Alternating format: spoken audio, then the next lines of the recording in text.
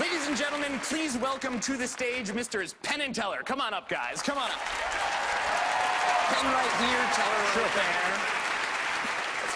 Very well, thanks. How are you doing? I'm about to make a shuffled deck of playing cards magically appear inside the breast pocket of Mr. Penn Jillette, and it's going to happen right now. Penn, reach in there and pull them out. But I do have a deck of shuffled cards. I'll take them. So I assume it. Thank you. I'm going to give the cards a quick shuffle. And as I do it, let me ask you, before you put the cards in your pocket, did you also shuffle them? Yes, I did. Okay, great. I'm going to go through the cards right now. I'm going to take out those 12, and when I do it, oh boy, is it boring. Could not be more boring. So I figured while this is happening, one of us should entertain the audience by reciting a nice long poem.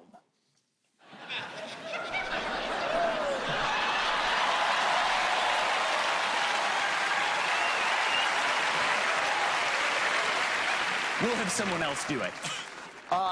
Penn, is there a poem you like? Well, there's a few. I've seen the greatest minds of my generation destroyed by madness. You want Howl? Or do you want The Outlook Wasn't Brilliant? The Outlook wasn't brilliant for the Mudville 9 that day. The score stood 4-2 with but an inning more to play. And when Cooney's died at first and Barrows did the same, a tragic silence fell upon the patrons of the game.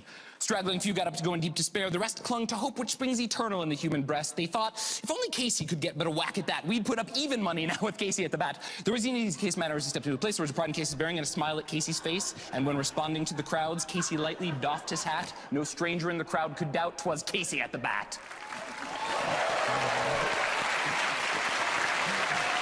Teller, you can see I took out 6 black cards and 6 red cards.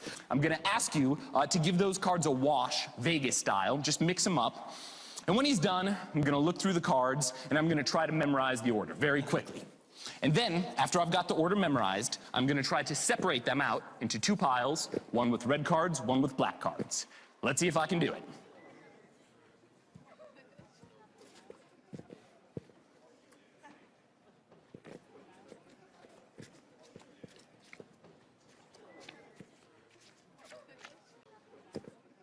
So if I did that right, we should have all the red cards on one side and all the black cards on the other side. Let's see.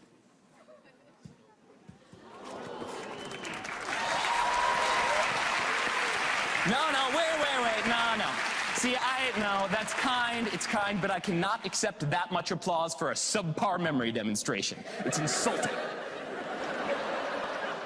If I'm gonna fool them, I can't just do something that's hard. I've got to do something that is impossible. So, I'm gonna do the same thing again, but this time I'm gonna do it with more cards. And I'm gonna memorize the cards as I recite the poem, and then I'm gonna do something impossible, which looks like this. Where was I? Mighty Casey at the back, that's right. 10,000 eyes were on him as he rubbed his hands with dirt. 5,000 tongues applauded as he wiped him on his shirt. And while the writhing pitcher ground the ball into his hip, defiance gleamed in Casey's eyes. A sneer curled Casey's lip. And now the leather-covered sphere comes hurling through the air, and Casey stood a-watching, a haughty grandeur there. Close by the sturdy batsman, the ball repeated sped. That ain't my style, said Casey. Strike one, the umpire said. He bade the game go on. He signaled to the pitcher, and again the dun sphere flew. And Casey stood a-watching, and the umpire said, Strikes 2! That's right. So I got these cards memorized. You can see there's about 19 of them, maybe 21. There's 21, I'm counting. And Teller, with your help, I'm going to change the order of these cards. So I can split them up into 3 piles, 4 piles, 5 piles. How many piles should I split the cards up into? 5 piles. All right, then I'll try to take out about 1/5 of the cards here. That's pile number 1, 2, 3, 4, and I got 5 and another 4 and 5.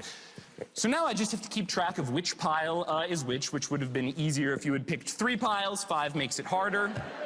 Now I'm going to reassemble them, whichever order you want. So if you point to a pile, we'll put it in my hand. Okay? Next.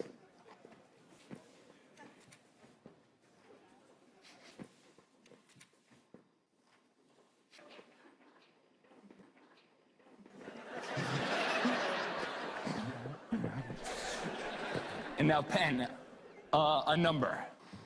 10. 10. 1, 2, 3, 4, 5, 6, 7, 8, 9, 10. Cut those to the bottom. Tell her a number. 10. 1, 2, 3, 4, 5, 6, 7, 8, 9, 10. So things are pretty simple from this point on. All I gotta do is remember the order the cards were in, remember how we changed the order, track every single one of the cards, and then split them up into red and black piles as we conclude the poem. Strike two. Strike two. I'll continue from there. Fraud, cried the maddened thousands. And the echo answered fraud. But one scornful look from Casey, and the audience was awed. They saw his face grow cold and stern. They saw his muscles strain, and they knew that Casey would not let the ball go by again. The smiles fled from Casey's lips. His teeth are clenched in hate. He pounds with cruel violence his bat upon the plate. And now the pitcher holds the ball, and now he lets it go, and now the air is shattered by the force of Casey's blow. Oh, somewhere in this favored land, the stars are shining bright. The band is playing somewhere, and somewhere hearts are light. And somewhere men are laughing, and somewhere children shout. But there is no joy in Mudville. Mighty Casey has struck out. Relax, ladies and gentlemen. Wow. Well, you know how this works. They're going to sit down now, they're going to deliberate. Let me ask you about the being here on stage, because I think everyone who comes out here is courageous. But you've normally been behind the scenes. That's right. Usually I create tricks for other magicians, so this is a very new experience for me coming out here and performing for everyone. I think it shows an enormous amount of courage. Let's hear it for Rick again, because to come out here and do this here in this setting, wow, that takes a certain bravery. And maybe a certain foolishness as well, I don't know. I don't know, the teller looks... It's always hard to tell what teller looks like, but he looks a little surprised. Okay, well, let's go over to him. Pen, teller. Boy, oh boy, that was a good routine. Thank you. And not only that, it was a very, very flattering routine to take Casey at the bat, which we did off-Broadway and on-Broadway. We're just very flattered by you using all this Penn and Teller minutia, all this trivia to make that so good. Your performance, I love the nervous, nutty energy. You got a little nervous, of course, when you sell this, gives us a lot of information about it. And we also copped a couple cards from the table. And the cards could, in some way, be doctored for you to be able to figure out which to go which way. All of that would be true if you had not fooled us. But you did. Wow. Great moment. Congratulations. The guys that want to say, go around the front there, because they want to share this with you while we bring this down. There you go. Just don't go enough, man. Beautiful. Rick, this is for you. You fooled them. You don't just get that delightful trophy. You'll be coming back here to perform as part of their act. Rick Lax, congratulations. Wow.